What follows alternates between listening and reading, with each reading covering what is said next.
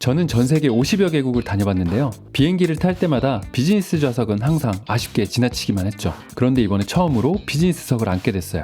타봤더니 왜 좋은지 진짜 그 이유를 알겠더라고요. 14시간의 비행에서 느꼈던 경험과 서비스를 솔직하게 한번 말씀드려 보겠습니다. 카메라 돌았습니다. 비즈니스 클래스를 이용하면 대부분의 항공사는 전용 체크인 카운터에서 수속을 좀 더 편하게 받을 수 있습니다. 짐도 2개까지 붙일 수 있고요. 저는 보통 옷가방은 수화물로 보내고 촬영 장비나 노트북은 백팩 혹은 좀 무거울 땐 기내용 캐리어로 핸드캐리해서 들고 다닙니다. 이번에 탔던 스칸디나비아 항공 같은 경우는 대한항공 프리스티지 라운지를 이용할 수 있었어요. 여기서 잠깐 여행 PD인 제가 공항에 갈 때마다 꼭 하는 필수 루틴 3가지를 빠르게 말씀드리면, 도착하자마자 먼저 체크인 카운터부터 확인을 하죠. 사전에 온라인 체크인으로 좌석 지정까지 하긴 했지만 짐 붙이는 장소도 확인하고 항공이 딜레이 됐는지도 미리 알아두면 좋겠죠?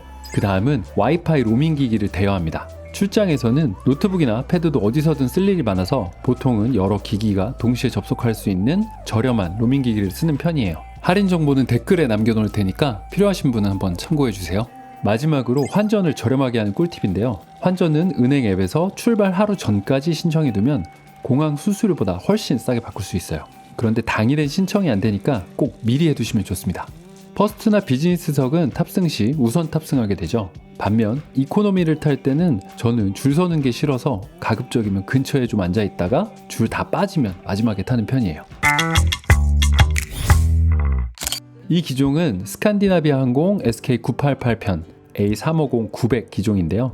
비즈니스 좌석은 121열로 지그재그로 된 스태거드 배열이고 완전히 눕혀지는 풀플랫 좌석입니다. 좌석 앞뒤 간격은 창문이 2개 반 정도 차지하는 길이에요. 면 소재인 담요와 베개는 호텔급으로 푹신했고요. 눕혀지게 되면 저 안쪽으로 발 공간이 넉넉하게 쑥 들어가게 됩니다. 좌석 옆에는 헤드폰이 있는 수납 공간과 선반이 꽤 넓은 편입니다.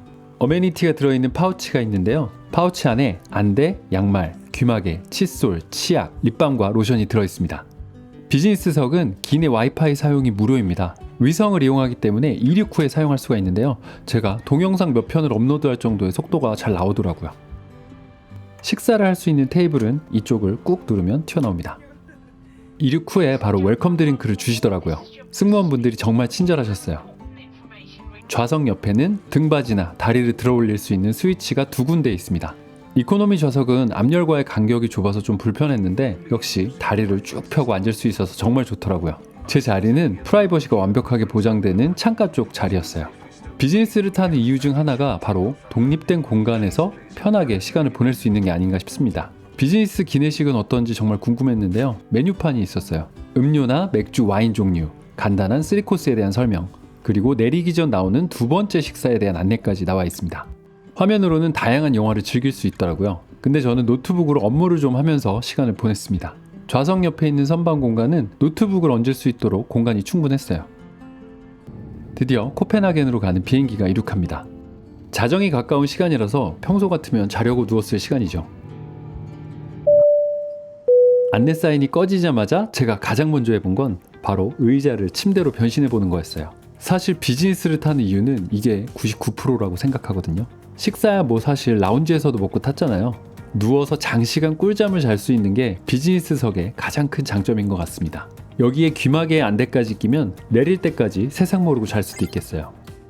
도착하게 되면 아침인데요. 피로가 싹 풀린 상태로 여정을 시작하는 게 얼마나 큰 메리트겠어요. 앞으로 돈 많이 벌어서 출장도 비즈니스로 다녀야겠다는 생각이 드네요. 그리고 유럽이나 미주 쪽으로 갈 때 시차 적응을 빨리 하는 팁을 알려드리면, 비행기에서는 가급적 음식을 안 먹고요. 현지에 도착했을 때 첫 끼를 현지 기준으로 먹기 시작하면 확실히 시차 적응이 빠르더라고요. 첫 기내식이 나왔습니다. 먼저 스타터로 빵과 버터, 치즈, 샐러드, 김치, 연어, 그라블락스가 나왔습니다. 불고기를 선택할 수도 있어요. 평소 먹던 이코노미 한상 차림보다 뭔가 순서를 나눠서 서비스를 받는 느낌이 색다르긴 했습니다.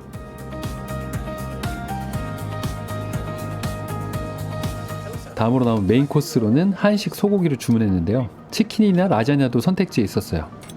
항상 해외를 갈 때에는 지금 먹는 한식이 항상 마지막일 거라는 그런 불안한 생각 때문에 가급적이면 비빔밥이나 소고기 같은 한식을 선택하곤 합니다. 그런데 항상 현지에서도 한식은 어떻게든 다 먹죠.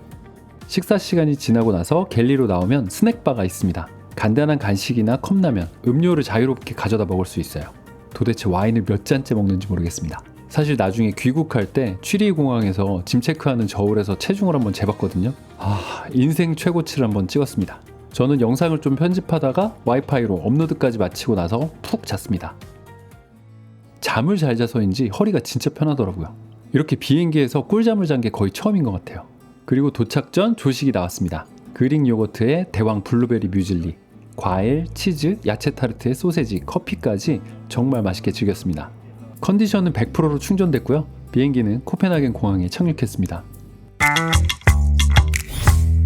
저는 이곳에서 환승을 해서 스위스 취리히로 가는 여정인데요. 코펜하겐 공항에서도 사스 라운지를 이용할 수 있었어요. 거기서 또 간단한 간식과 샤워도 할 수 있어서 피로가 싹 풀리더라고요. 그동안 정말 많은 나라들을 다녀봤지만 사실 출장으로 갈 때는 주로 이코노미를 타기도 했고요. 심지어 인솔자로 갈 때는 FOC라고 해서 무료 티켓으로 다니다 보니까 비즈니스를 탈 기회가 거의 없었거든요. 그런데 한번 이용해보고 나니까 역시 비싼 게 좋더라고요. 피로가 풀리는 비행이라니. 정말 다음번에는 다른 항공의 비즈니스 좌석 아니면 퍼스트 클래스를 한번 경험해보고 싶다는 꿈이 생겼습니다. 여러분도 장거리 여행인데 아침 도착 일정이라면 한 번쯤은 좀 무리해서 비즈니스를 타보는 것도 좋은 경험이 되실 것 같아요. 정말 현지에서 일정을 산뜻하게 시작할 수 있습니다. 진짜 다른 서비스도 다 좋았지만 8시간 정도 꿀잠을 잘 수 있었던 게 가장 좋았어요. 다음 영상에서는 여행 PD가 출장 갈 때 짐을 어떻게 싸는지에 대해서도 한번 알려드려 볼게요. 아직 구독하지 않은 분이 계시다면 구독해 두시면 좀 더 빠르게 좋은 정보를 받아보실 수 있습니다. 여기까지 카돌 PD였습니다. 감사합니다.